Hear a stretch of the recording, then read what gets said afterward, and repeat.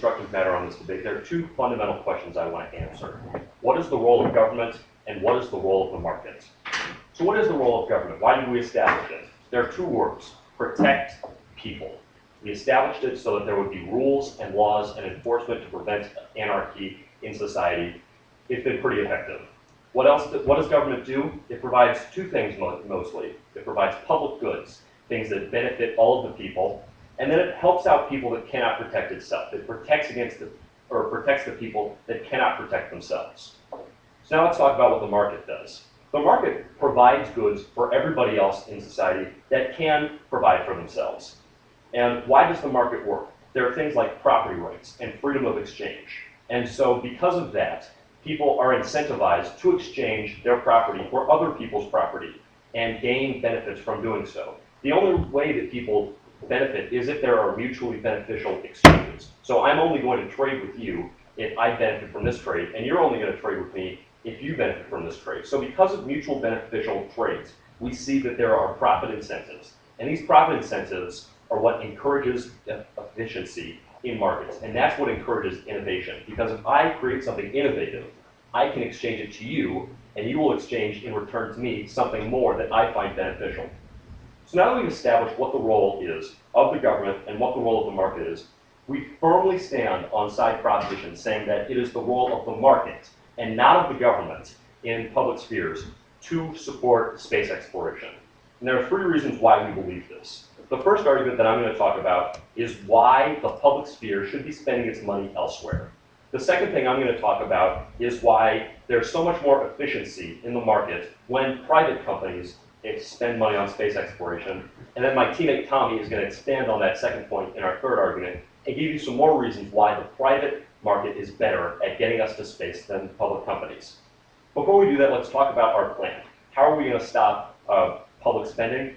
It's as simple as that. Governments that spend money on space programs are going to stop directing that money to those programs, but those programs would have the ability to sell their resources, their machinery, or their people to go work for private companies that could pursue those same goals. So we see the private market would just essentially start doing what the public companies are already doing. So why do we think this is good? Like I said, there's a distinction between public goods and private goods. What are public goods? Things like safety, things that are provided by military groups or by police groups. Everybody in society benefits from these public goods. However, people cannot decide for themselves whether or not they want to purchase these things. For example, I, living in Los Angeles, can't say, well, I don't really want the military to protect Los Angeles, so it doesn't have to protect me, I'm not going to pay into it. No, if I live in the United States, I am protected by the United States Army, so I have to pay taxes into the system and support this national system. It's the same way with a police force. However, there are lots of private things or services that people can decide whether or not they want to buy. I decide whether or not I want to spend my money on an Apple, or whether or not I want to hire a massage therapist. And I can use my money to decide what to spend on those goods and services. However, certain public goods cannot be provided by private companies and need to be provided by the government. So what are the public benefits? Or is space exploration a public benefit? No, we don't think so. There are lots of benefits that we can achieve from private exploration. But these benefits can be achieved through the market. Things like development of technology. Technology is something that is currently freely exchanged on the market. So we see that when people go into space and they develop technology, that's a thing that can be exchanged in the market. And there are lots of resources that we can find in space. And we think that those resources can be freely traded on the market. However, therefore, because of the ability to freely trade the things that we find in space, we value it as private goods and think that the private companies can provide for it. So why do we think that we should then stop public companies from providing it? It's because of opportunity costs. I have a 20-crown coin in my pocket. I can use it on buying a beer at a local bar because I'm 18 and in the US we're not allowed to, so I'm kind of excited to do so. Or I could use it to buy a snack. But I can't use it on both. I can only use it on one. And we think that governments should take their crown and use it on things that they need to do to protect its people, and protect the people that cannot protect itself. Let's take a look at some evidence right now. We see lots of countries around the world are spending money on space programs when they really should be providing to their people. We see in China that they're spending billions, or they're spending $1.2 billion on their space program in China, and yet 13.4% of their entire population is in poverty. In India, they're spending $70 to $90 billion on their Mars program, and 440 million people are in poverty. Madam Speaker, why are governments spending money on going to space when their people don't even have food? Their people don't have basic resources or necessities to live. It is the job of the government to protect the people, not to go develop some cool space rocket. It is imperative for these governments in areas where they do not provide for their people to provide for their people. Why? We just think that this is a simple moral value that we should all value, just protecting human life and valuing people within our countries. And we see that there are practical benefits of this too, just the fact that people live better lives if their government protects them and provides them resources. Would you agree? No, sir. However, what I would like to ask you is, do you believe that if funding was taken away from NASA, would it go directly to the poor, starving children in Yes, we think so. We think that because these come from the government budgets and because they come from the government is going to do something with their money if they're not spending it on space. And we really do think that if they aren't spending it on space programs, then they're going to use it in other areas. These come from discretionary budgets.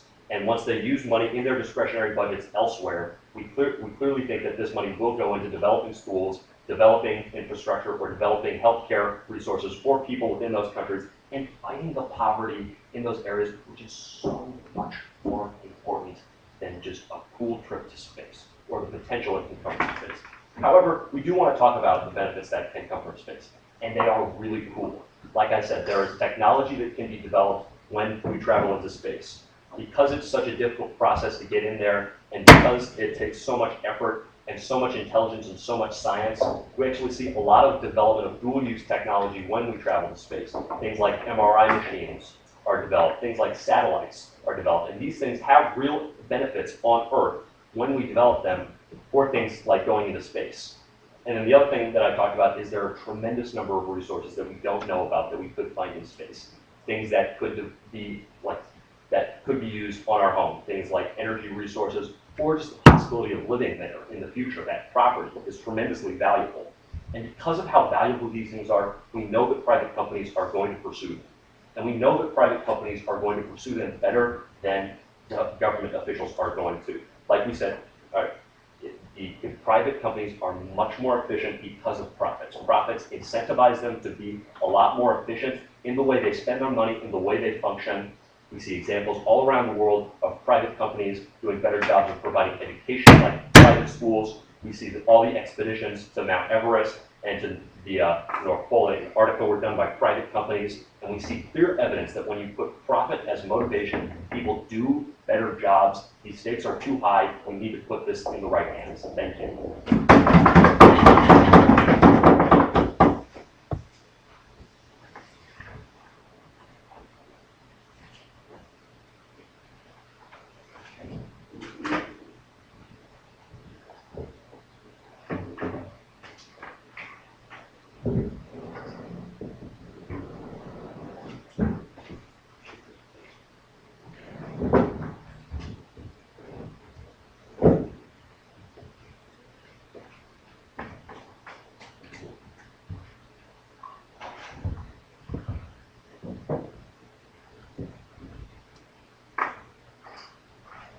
Now I'll open the first speaker from the side of the opposition.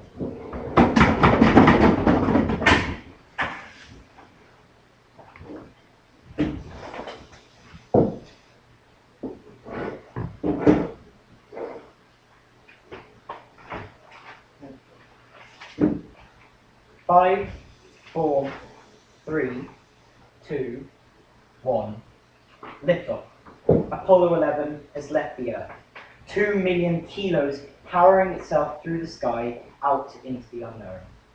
540,000 litres of liquid oxygen and 1.4 million litres of liquid hydrogen propelling humans toward the moon. Every cent paid by the power of public funding. The fact is that this would not have happened without it, and in the same way, the space exploration industry cannot survive without public funding today. In this debate, we will prove to you that a few things, starting with that the space exploration industry cannot survive without public funding.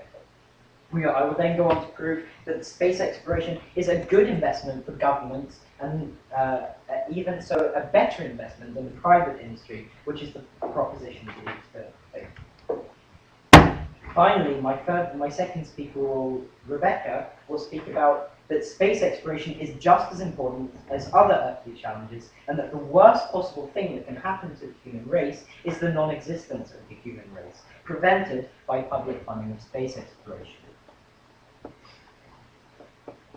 As this House believes that space exploration should be publicly funded, we would like to provide you with a model on how to do so. And we would like to do so by maintaining the status quo, or to put aside, in other words, to put aside a small amount of a nation's budget, perhaps a percentage even only, invested in a governmental organization aimed at space exploration.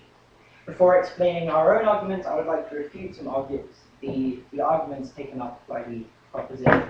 I would like to first point to the argument taken up by the proposition, stating that a state's job is to protect people and to help people.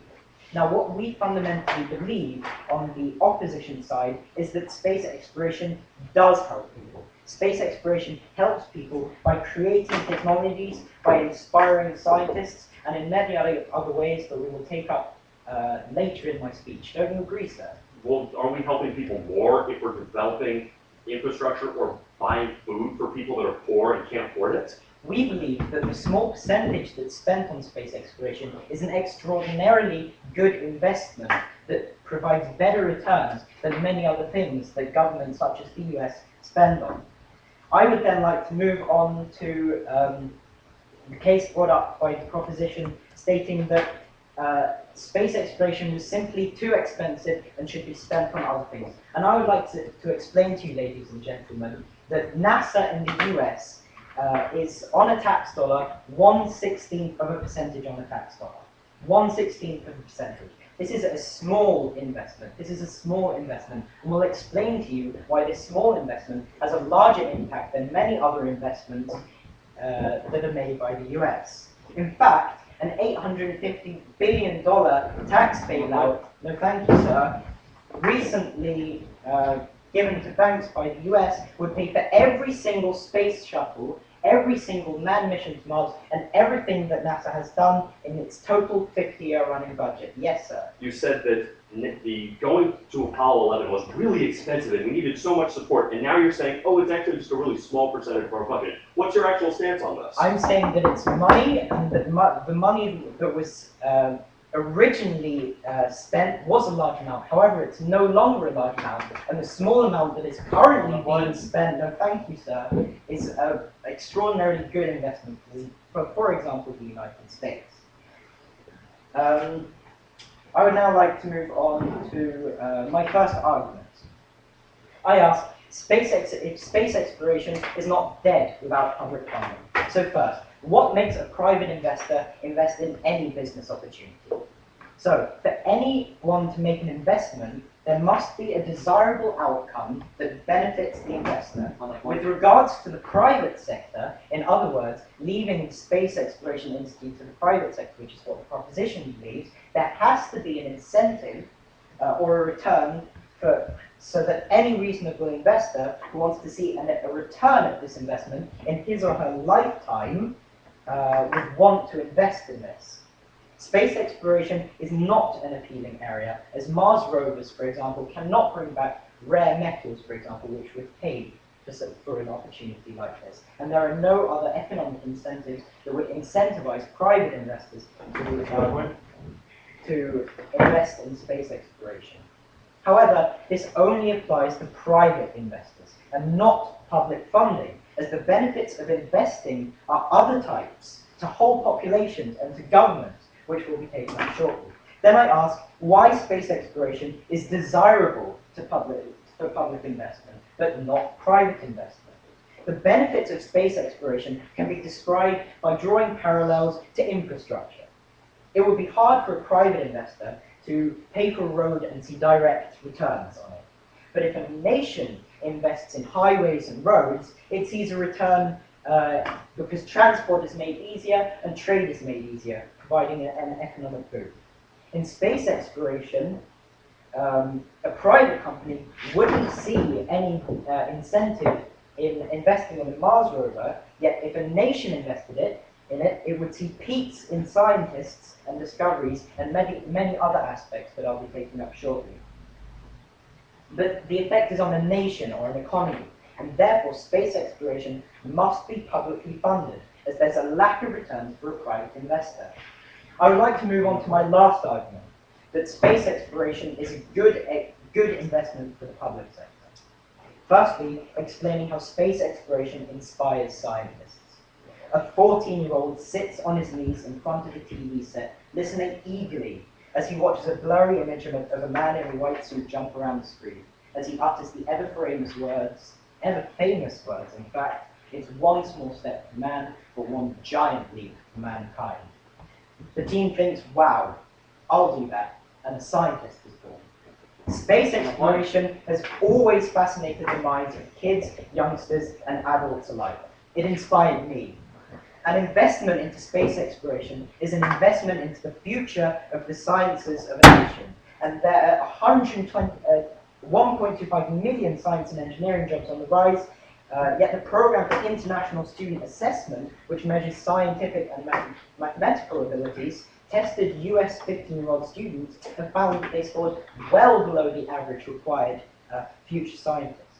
The US is in need for an inspirational boost. Also, in a recent TV show featuring the greatest US scientists of the time, debating space as such, Neil deGrasse Tyson asked how many of those present were inspired by the moon landing, and almost all of them raised their hands.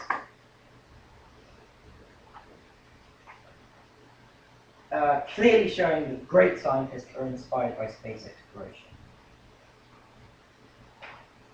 Therefore, we've proved that the space industry not only requires public funding because of the lack of private investors, but also that investing in space exploration is good for a government, purely economically and in the fact that it inspires the scientists of the future. Thank you.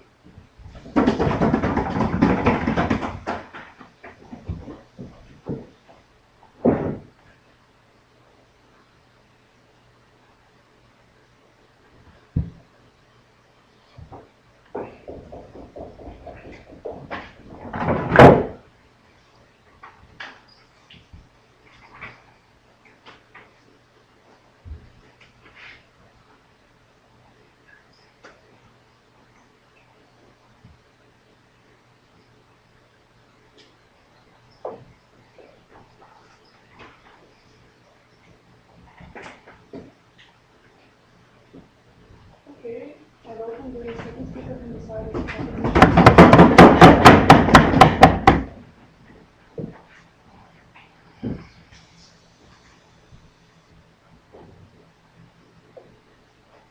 Let's go back to the role of the government. The role of the government is to protect the people directly when they're in dire need. Now let's talk about what space exploration really is. Team opposition keeps saying this flowery rhetoric about what space exploration might possibly be able to do in the far distant future about some other types of things. The reason why I'm using this very vague rhetoric and kind of being hesitant about that is that they have not given a single example where they have actually produced a technology, been able to list any, that are actually directly helping them. However, it's very clear that the money that can be actually used to help individuals is being taken away and not used to help them, but rather being funded into these vague ideas about what's out in the far universe. As a roadmap for my speech, I'll begin by first deconstructing the opposition's case, specifically their motto, move on to reinforcing the first opposition argument, and finally developing why there are unique vendors, why there are unique reasons why only the private sector should be doing investment. Let's start with the counter. The counter model said that they were going to defend the status quo in which there was going to be small amounts of solid percentages of the GDP put aside to space exploration. There are two problems to this. The first is that this is too big to actually be implemented. A country, as in the status quo, in which is pointed out by the problems in the first proposition argument, they can say this is a small portion of their gross domestic product. Yes, China is currently, their economy is currently booming. Point, sir. And because this is only a small percentage of their income, they're able to get away with not helping the individual people. The second problem with this is that they're leaving the space programs intact, which still has some type of public, space exploration program on top of private ones, which will be extremely damning when I get to the second proposition point. Now, their first argument is that there has to be some type of there has to be some direct investment and incentive for people to actually fund space exploration. They say that there is no incentive in the direct future for these people. However, there are three main problems with this. The first is that by donating to these projects privately, they're able to make a name for themselves. Not all people are just driven by solely monetary gains. They want to make a name for themselves in the future, which means that if they donate to these projects now, they will be remembered as a great individual who tried to help the scientific explorations in the long term. The second problem with this is that there is space tourism. Individuals can, private entities can go out into space with essentially in spaceships and have individuals, tourists, go into space, explore what's like to have zero gravity. What is this? This is making money, exactly what their argument is talking about. The third possibility is asteroid mining. Another example that they can fail to understand. Asteroid mining is going out into the is going out to the universe and finding asteroids, which they already have done so, and mining for rare minerals that rarely exist in the status quo. Point, sir. Nothing. Now, finally, their final point was about inspiration to the young children. There is no unique benefit for having the public or the private to inspire these individuals.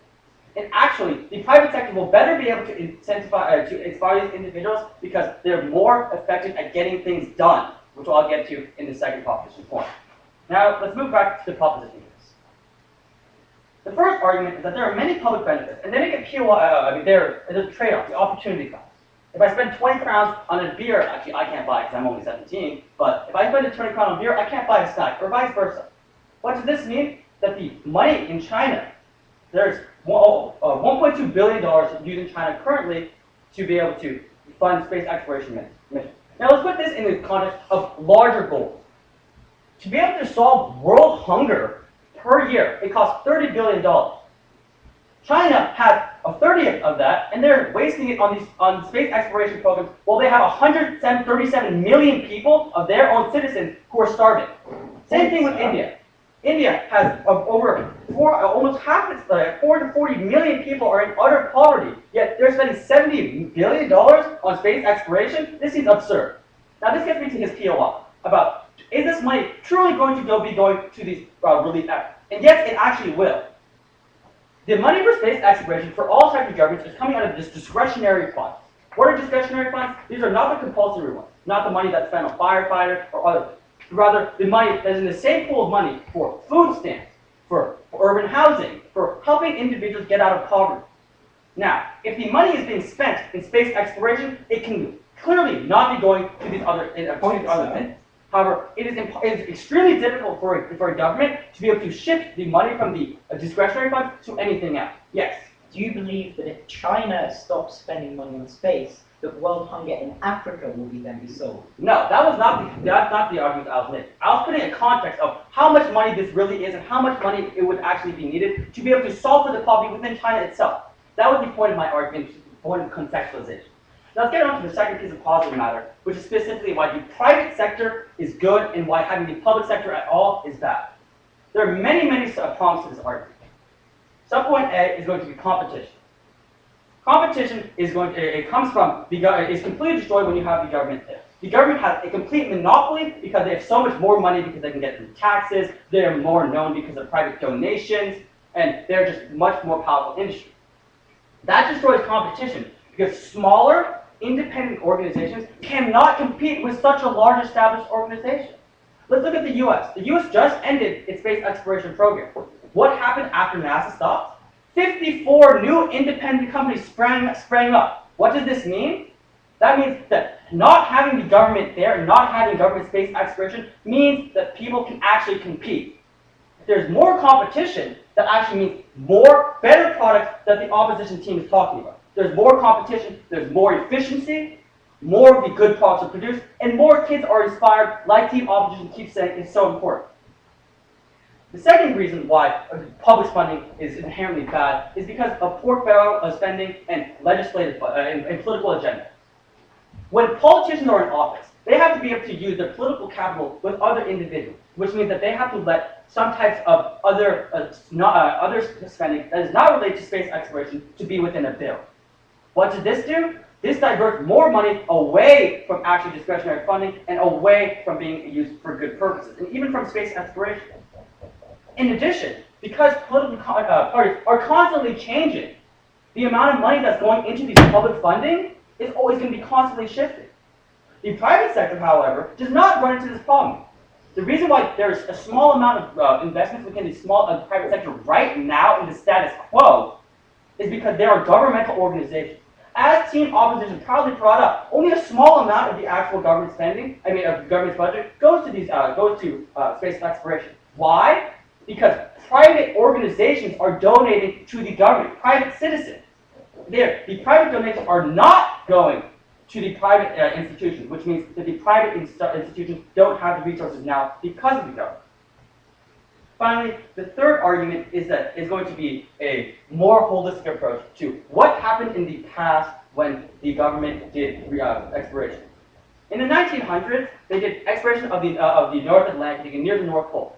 Every single European exploration to the North Pole, towards the North Pole that was publicly funded epically failed. It fell on its face. Every single success there was done by a private organization. What does this prove? Exploration is significantly better when done by the private sector. Thank you.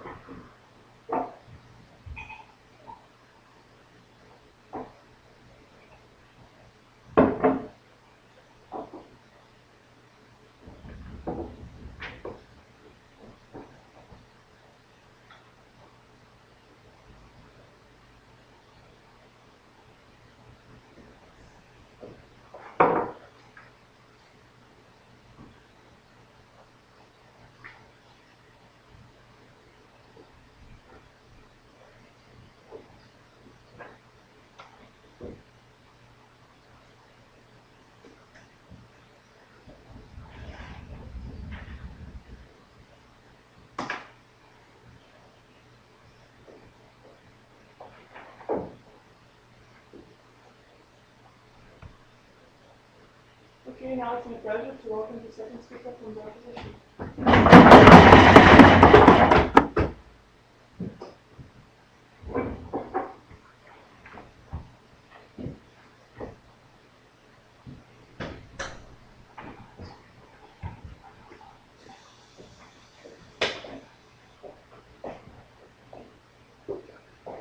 Ladies and gentlemen, we're living in a race against time.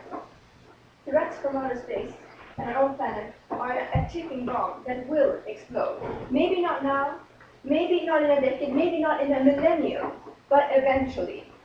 And when that bomb explodes, all might be lost.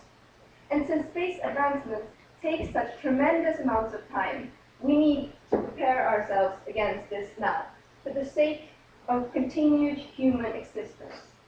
So I'll dedicate this speech to rebutting the proposition, or first actually answering the attacks made by the proposition on us, then rebutting their arguments, and then bringing up our third argument, which is that we need space exploration to ensure survival of the human species and intelligent life in the universe. So the proposition tells us that, well, actually, people are going to have an incentive to invest in space exploration, because even if they don't get money for it, they're going to name for themselves, and that's good enough. But that, we think, on Team Opposition is just pure naive, because we know that people are ruled by economic incentives. They're not going to think that, oh, I might be famous sometime in 200 years, but they're not even going to be alive then. So essentially, we think that this point just falls flat. Secondly, they talk about space tourism and how that's going to be an economic incentive. But what we on the opposition say to this is that that is not the primary space exploration that we want to promote. the primary exploration is not something that people are going to find fun and interesting. We want to find the things that people are going to find boring and super complicated, because that's what we think is going to lead to human development. So that we think that, yeah, sure, space tourism might be fun, but that's not what we want to focus on.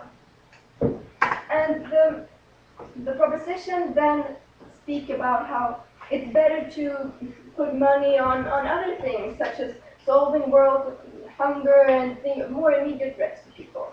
And to this, we first say that space exploration can indeed lead to fixing problems for people. For example, breast cancer is another thing that kills many people every year, but the method for diagnosing breast cancer was indeed found when fixing a problem in the Hubble telescope. So we can see clearly that there are different ways that space exploration can save lives directly as well.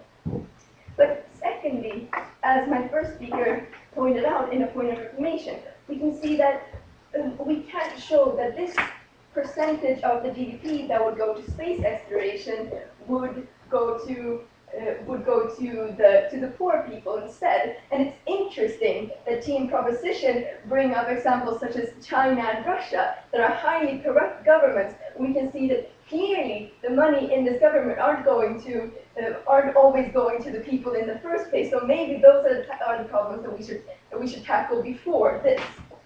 And the proposition also speaks about how there are more actors wanting to compete, and therefore it's actually better to have it in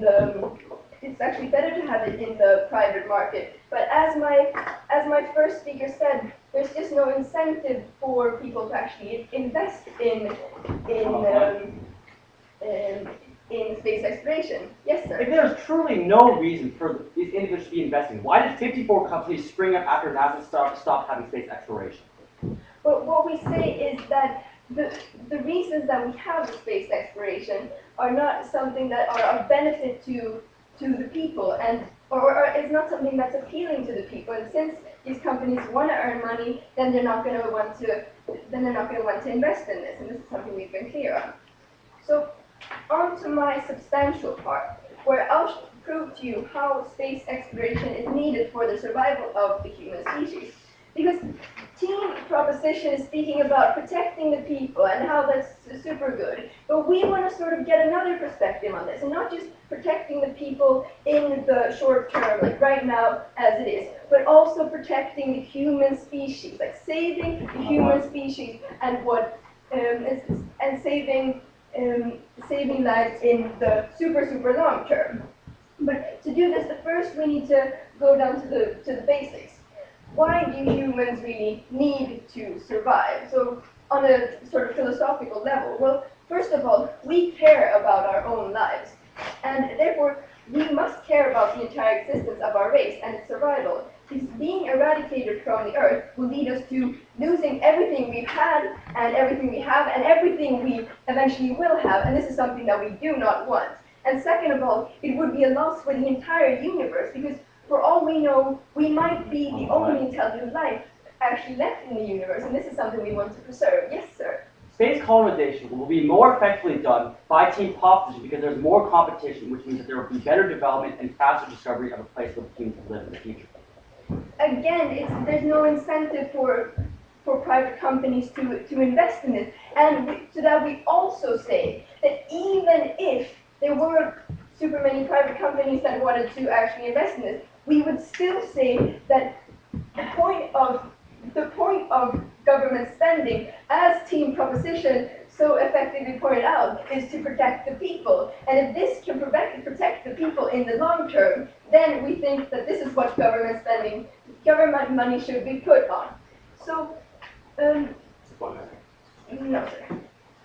So having established then why humans need to survive, we can see that why is our existence really at risk? Like, is there a chance of the human race even being eradicated? Well, yes, I have 3 examples of this. The first being asteroids. And this implies that asteroids coming from space into the atmosphere and killing people, harming the environment, which we see as a major problem. And we can exemplify this by a meteorite in Russia recently, which didn't cause that much harm, but something much worse could happen in the future. And this we could see by the example that dinosaurs were wiped out because of asteroids in the first place. And there's no reason that this couldn't happen to the human population as well. And how would space solve this? Well, space would solve this in the way that we would have telescopes in the orbit detecting these kind of threats. And then we would have outer space missiles that can prevent missiles from colliding with the Earth. So we would prevent this threat. And on to two other threats to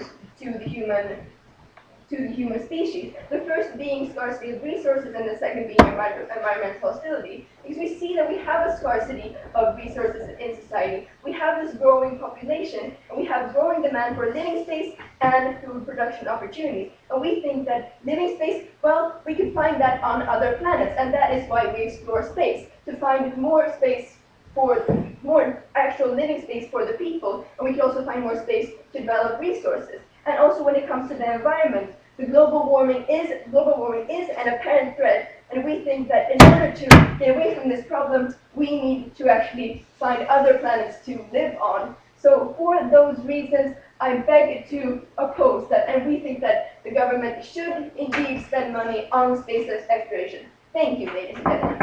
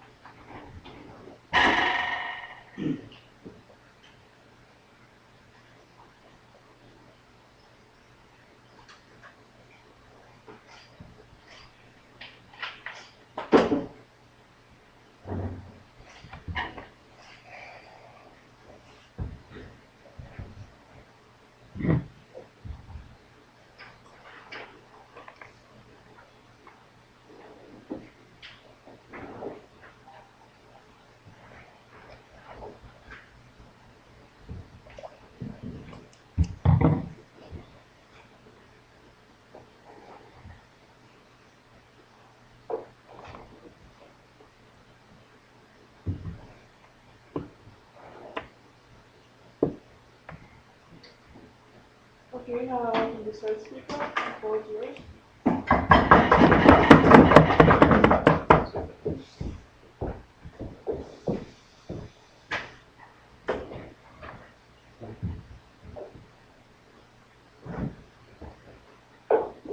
Our world economy currently is crumbling.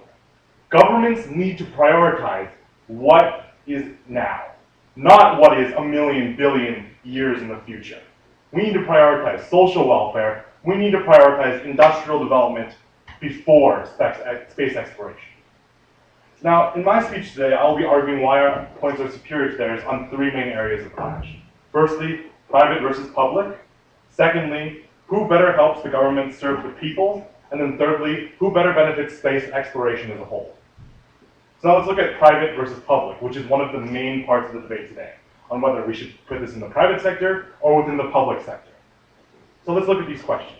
Who should do this? Well, let's see what the government's purpose is. The government's purpose is to protect their own people and promote the needs and desires of their people.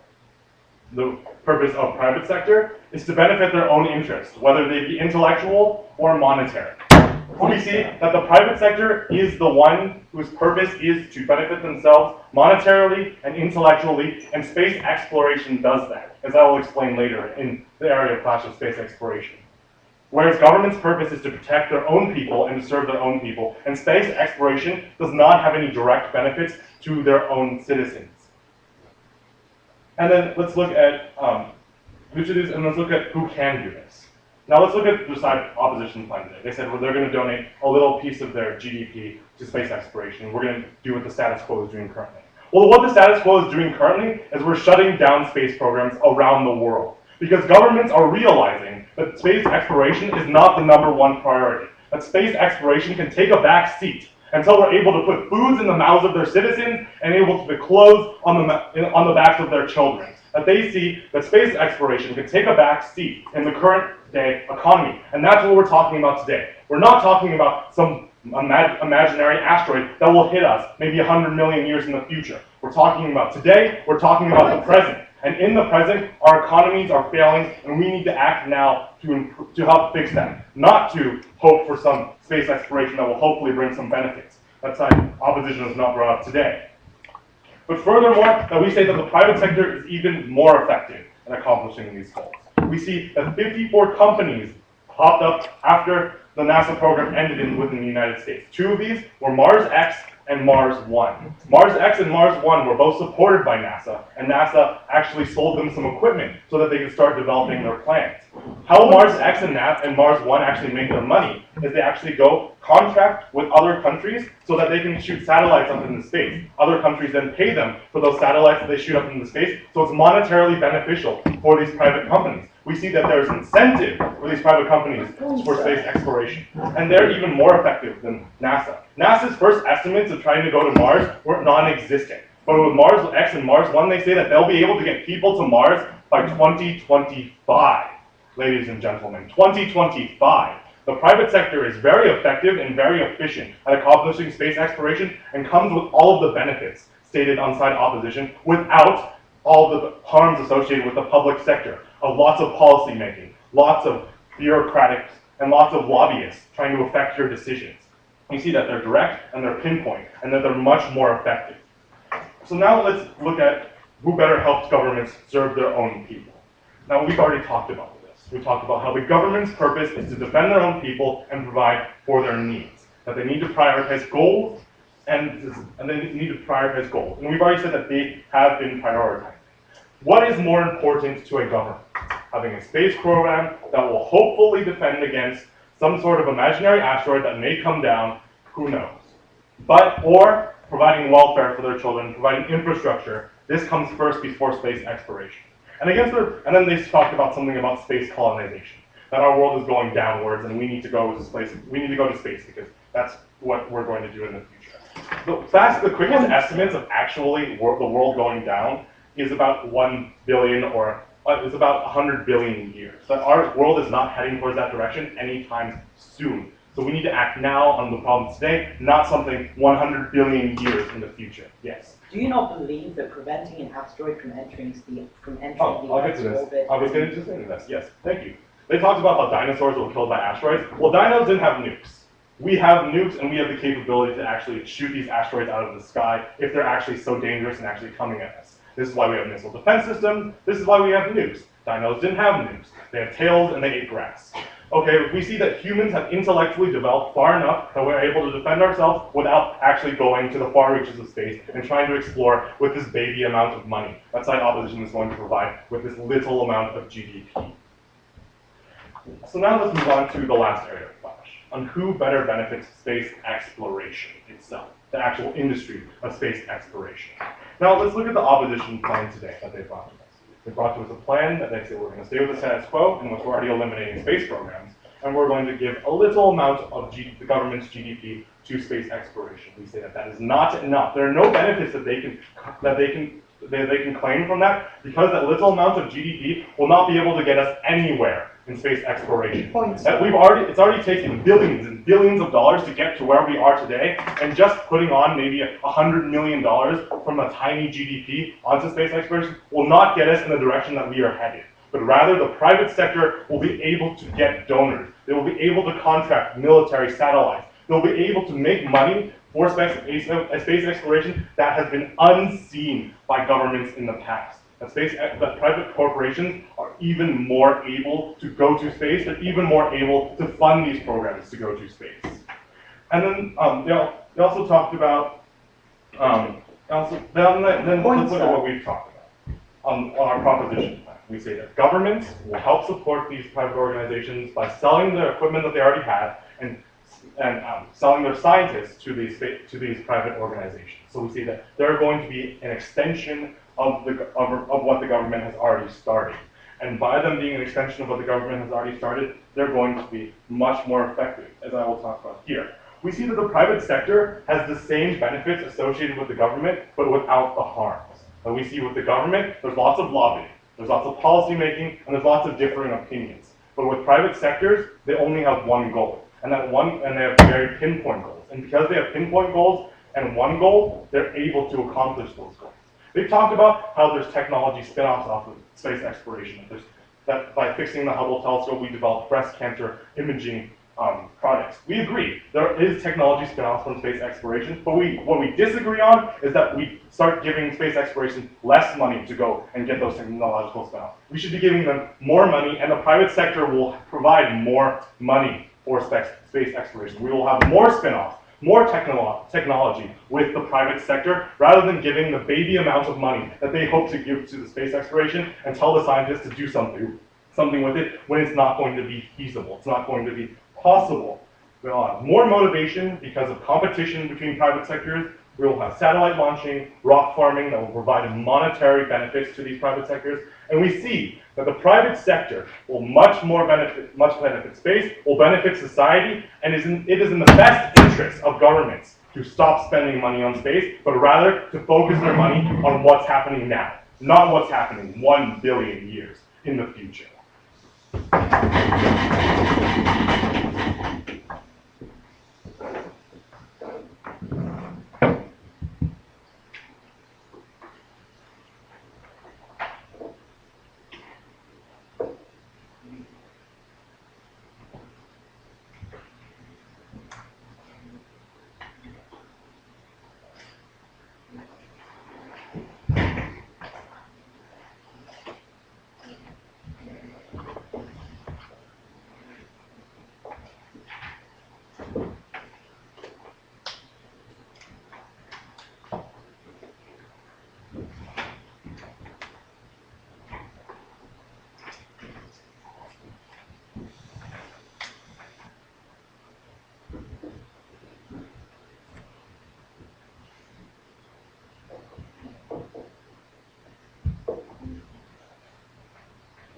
So I would like to introduce our closing case by doing some quick rebuttal of the closing proposition speech that we just heard.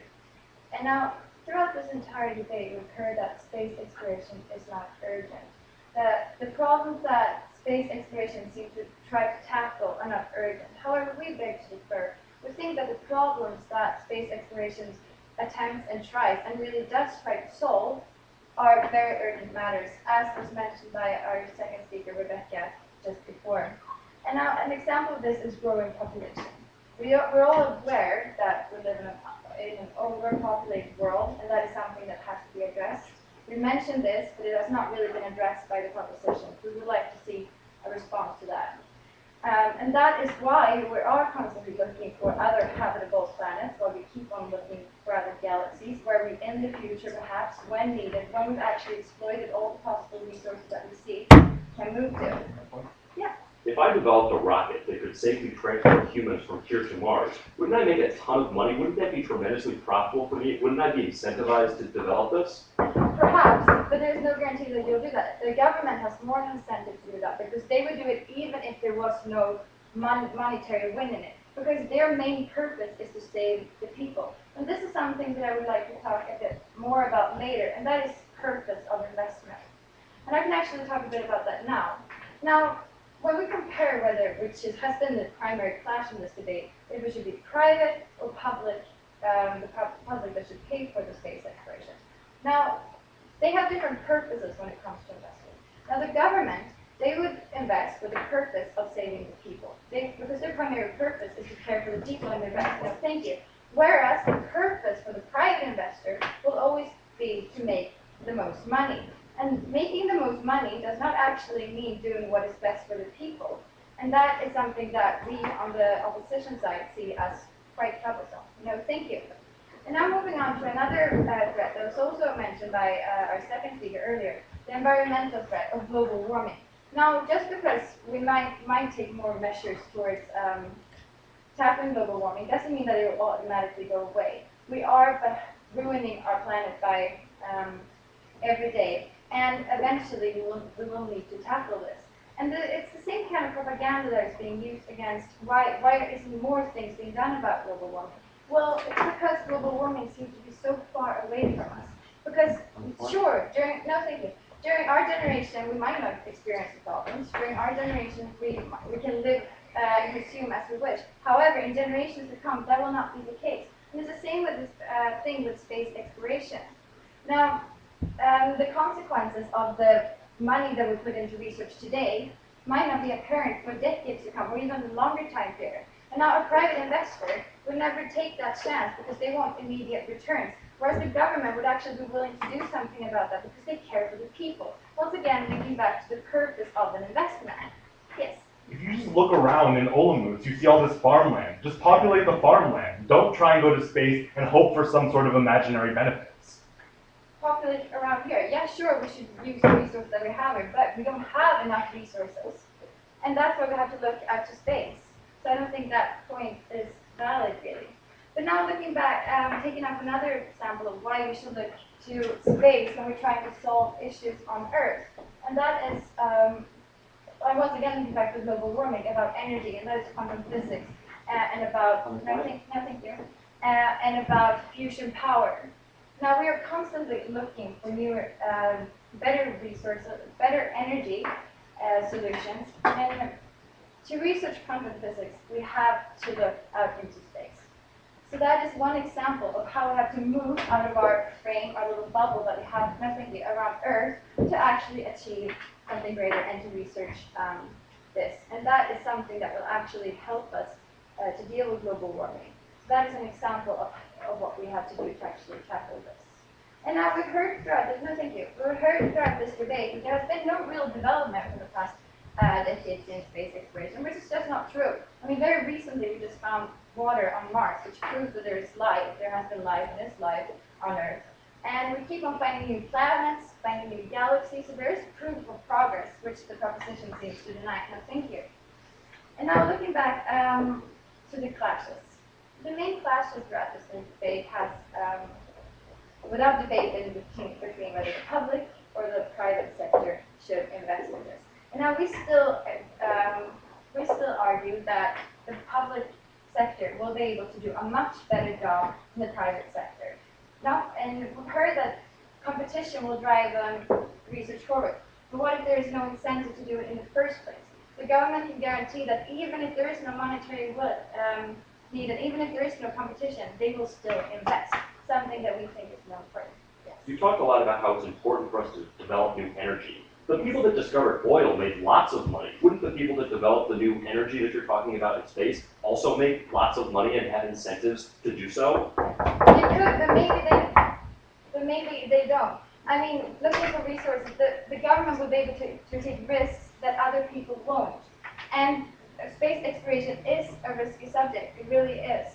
But the government will look beyond that because they will look at what's best for the people. And very few investors would actually be willing to do that. Very few would invest billions of dollars just because they get, no thank you, just because they would get their names on something in a history book. As a second speaker mentioned earlier, that's not incentive enough to actually drive this forward. So we strongly oppose the idea that being famous or earning some money will drive people to do this, because they won't perhaps live to see these direct consequences, whereas the government will think more long-term than that. And so that brings us back kind of to the first question that was posed by the proposition of what is the role of the government. And we say that the role of the government is to care for the people and is to take long-term decisions, no matter what the cost may be. If there's no monetary gain, they should still do it. No, thank you. And we talked about what is a public good, and that is security. And yes, we say that space exploration is a form of security, hence it is a public good, and it should be part of public spending. And now, sure. Unless you're talking about aliens invading us, that's not public security. But there are private benefits to discovering the resources that are available on Mars, and those resources are profitable. Now, I'm not talking about aliens, but I can take the example of imaginary asteroids that we heard about earlier. On the news not that long ago, we read about Russia and asteroids that fell down. We were not prepared for that attack. It came suddenly, and we had no idea how to deal with that. That is a real threat that we did not know how to tackle. So no, I'm not talking about aliens, I'm talking about actual threats that could happen any day, basically, and we would have no idea what to do. So that is actually one good example of what space exploration could take us in the future. And now, linking back to what we said throughout this debate, well, proven that space exploration industry cannot exist without public spending because there is no incentive for people to take risks that will have no monetary gain. And within space exploration, there is no guarantee that there will be any monetary gain. The gain will be in terms of resources, it will be in terms of actually saving people, and that is what we value on Team Opposition. Thank you.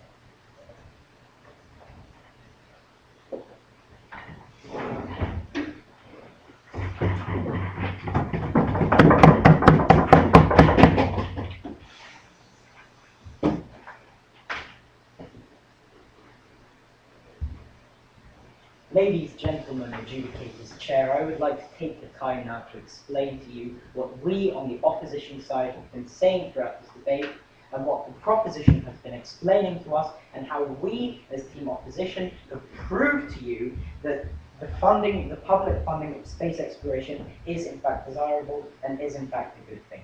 Now, what have been the main things we've talked about in this debate? Now, I believe that the biggest one we've been talking about is that there has to be a direct incentive for private companies to invest in space. Now, on Team Proposition, they believe that space tourism was a good enough example. But what we said in response to that was that the aim of space tourism was sending as many people to space as possible, not exploring space. What we heard on the proposition side was that the incentive was putting their name in. And what we again and again said on our side was that this was not enough an incentive to provide billions and billions of dollars over centuries to get a return on what they've invested. Also, what we've been hearing from the proposition is that 54 new companies have been started, yet they were talking about satellite launchings. And the proposition have not given a single example to us today on how these private companies have in fact started exploring space. They have not brought up any examples showing us that private companies have explored space, only sending up satellites, which is not space exploration. I would like to move on to another argument that we've been talking about a lot, and that's the issue of the existence of the human race.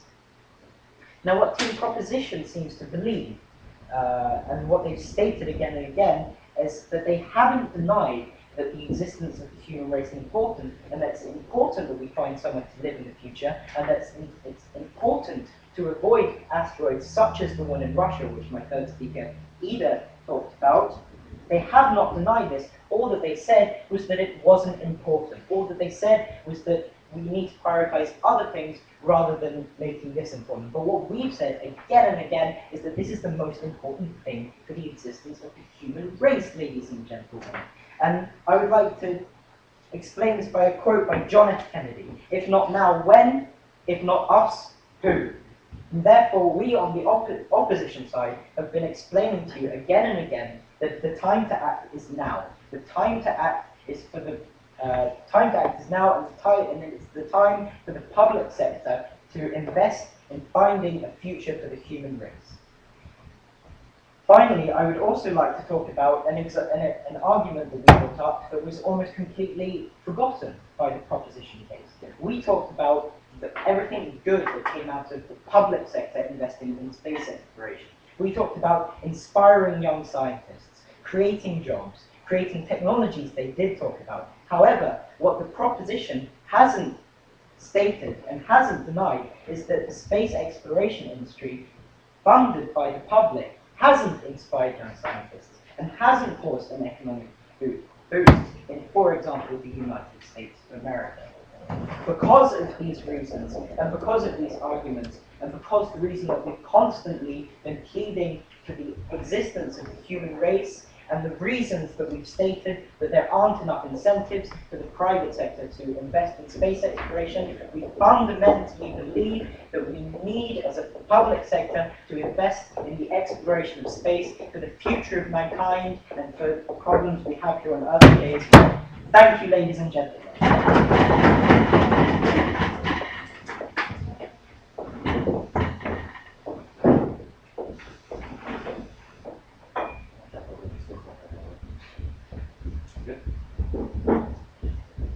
If not now, when? If not who? Us? Who?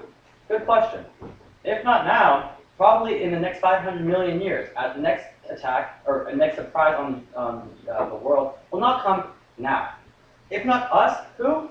This is an easy question to answer. It is the private sector and the private sector alone that should be doing space exploration. Now, the flows of this debate have become very complicated because there are a lot of arguments that have been thrown around. But I'll break this down very clearly into two main areas. The first is specifically what happens if just the private sector does it, and what happens if the public sector does it. And that is truly what this debate should be boiling down. Now, that is the crux of the second argument that the team proposition has brought up, and it's going to answer all of what the opposition has been talking about. Now, first, when the private sector is currently crowded out by governmental organizations. As I said earlier, NASA, when they stopped space exploration, 54 new companies sprang up. What does this mean? It proves empirically that these large governmental organizations are able to crowd out these small companies because they have more money, because they have more publicity, they have more power in general. When we get rid of these governmental organizations, it allows for these smaller new companies to arise. With these smaller companies, they become more competition because there's actually an incentive between two companies to fight against each other to get the product first, as opposed to the government being lazy and not actually doing things efficiently. What this does is that this answers most of their arguments because they're all talking about how we have to get off the Earth, how we must save humanity. If we are to truly save humanity, we need competition to determine and to accelerate this process to find this next Earth, this next place to settle. Because competition ultimately drives what and how well things are done, only the team proposition is actually able to do this. Now let's look at the second reason why specifically having the public sector at all involved in this makes no sense. It comes from the third prong of the second argument, saying with the political funding. Different parties keep coming in and out of power, and they have different agendas with them. With that, it also becomes a question of how much money is actually going to be going into these fundings, and this becomes a very varying amount of money that's going to be going into it, making it almost impossible to actually complete any kind of scientific problem. In addition, because politicians must have to use their political capital, they make the process inefficient because the legislation they have to write must concede to other groups some type of other spending which decreases the amount of money that they have. What does this do? That makes them inefficient because they're tied to these things as the public sphere is. The private sector, we don't have legislation, we have just companies that are driven to do so. Now this brings us to the question of incentives. Incentives honestly should not be the crux of this debate, as incentives are very clearly there. I gave multiple incentives in my speech, and their own speaker in a POI delivered by Luke said maybe there are incentives. It is never going to be a definite because it's an investment. That is why it's an investment. It might pay off in the future. But the fact that there are possibilities out there, and team opposition has said multiple times that there are things out there that can possibly be working, people can make so much money off of this. It is incredible. Think about what happens. The person who actually makes, who's able to get to the next Mars, bring people to there. The person's going to be remembered, lots of money, be really famous. It's very clear there's an incentive. Now, finally, what comes before all of this, and what is the true heart of the matter, is who we should be protecting and when we should protect them. As we stated earlier, there are billions of people who are still in poverty on this earth, and a lot of the money, billions of dollars in India and China, even if they're a corrupt government, still could be used to be helping their own citizens. Their needs are right now, as opposed to these far-fetched ideas by team opposition, which clearly proves that the money has to be spent in areas that we can see direct improvement as opposed to hypotheticals.